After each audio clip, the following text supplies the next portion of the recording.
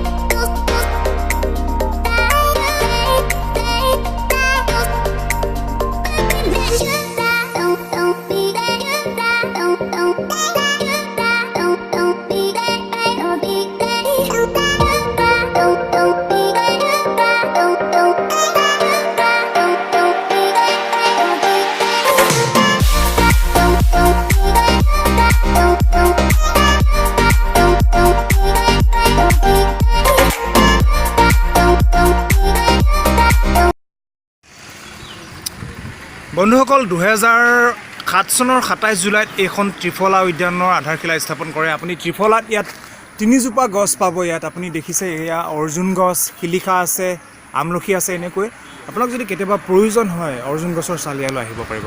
বন্ধুসকল এখনেই হৈছে গলছেপা মন্দিৰৰ গেটখন আৰু বলক আহক প্ৰৱেশ কৰোঁ মন্দিৰলৈ। বন্ধুসকল মৰিগাঁও জিলাৰ সদৰ ঠাইৰ পৰা মাত্ৰ 7 কিলোমিটাৰ দূৰত্বত আছে এই গলছেপা মন্দিৰ। এই গলছেপা মন্দিৰ এটা বিশেষ কাৰণত বিখ্যাত। ইয়াত বৰ বিয়া পতা হয়।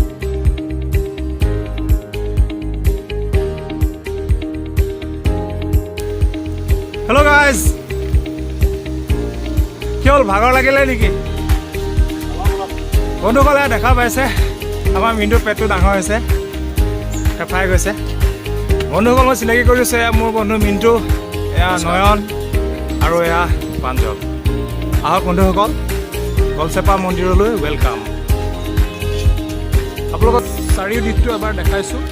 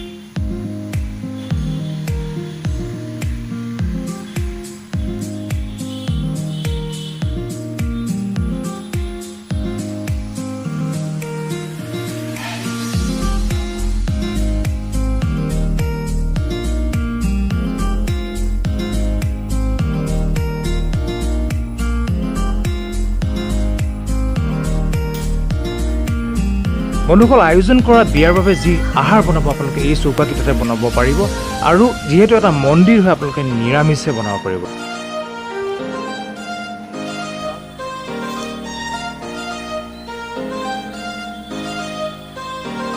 বন্ধুসকল আজিৰ সমাজত আমি বিভিন্ন সময়ত দেখা পাইছোঁ যে হায়াৰ কাষ্ট আৰু লোৱাৰ কাষ্টৰ ল'ৰা ছোৱালীয়ে বিয়া পাতিব নোৱাৰে, সমাজে আঁকোৱালি নলয়।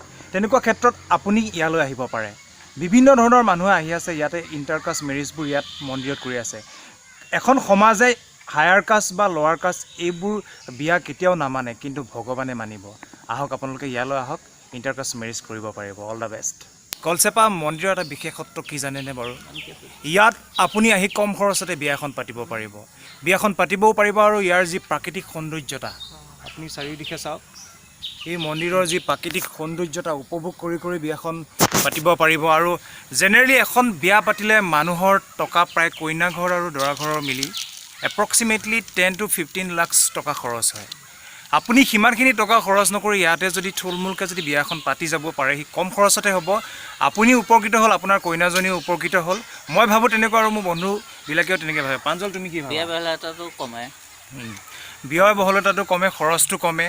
আৰু আপোনালোকৰ যদি তেনেকৈ আহিবলৈ ইচ্ছা আছে, বিয়া পাতিবলৈ ইচ্ছা আছে, আহিব পাৰে। দেখুৱাই দিছোঁ আকৌ এবাৰ। আৰু বন্ধুসকল, আৰু এটা ডাঙৰ কথা কি, এই গলচেপা মন্দিৰটোৰ বিষয়ে খুব সম্ভৱ টাউনৰ ওচৰ পাজৰৰ মানুহখিনিহে জানে, আৰু টাউনৰ পৰা বহুত ডিষ্টেঞ্চত থকা মানুহখিনিয়ে নাজানে। অকল সেই বুলিয়ে নহয়, গোটেই মৰিগাঁও ডিষ্ট্ৰিক্টৰ মানুহেও জানক, আৰু প্ৰায় যিবোৰে এইবোৰ ভিডিঅ' চাইছে অলপ শ্বেয়াৰ কৰক, যাতে গোটেই অসমবাসী মানুহে জানিব পাৰে আৰু এনেকুৱা ধৰণৰ মন্দিৰ ঠায়ে ঠায়ে নিৰ্মাণ কৰিব পাৰে। থেংক ইউ, ধন্যবাদ।